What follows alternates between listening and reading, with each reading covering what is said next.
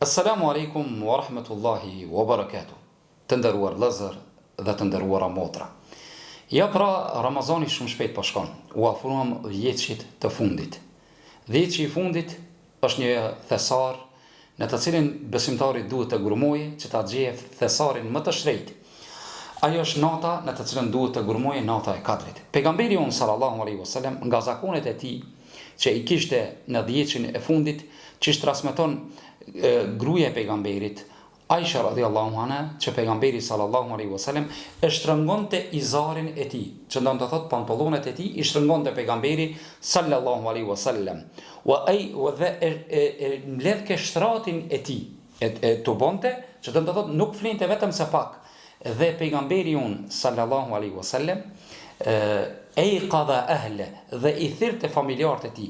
Qysh transmetohet që Hazreti Fatime dhe Hazreti Aliun radhiyallahu anha e ka pas afër shtëpisë dhe shpeshher i ka thirr ata: "O Fatime, o Ali, ngrituni që ta falni namaznate." Në dhjetësin e fundit besimtari do të thotë ndalet nga koha e zakont, fokusohet në lexim më tepër të Kuranit, të istighfarit, të fjalëve të mira, veprave të mira, andaj xhumi më pak shoqërim me njerëzit dhe të fokusohemi në ibadet. Çka duhet të bëje? Në dhjetësin e fundit është itikafi, mbyllje në xhami, pastaj falja e namazit të natës me dozë më të madhe, dhe njeriu e kërkon natën e Kadrit.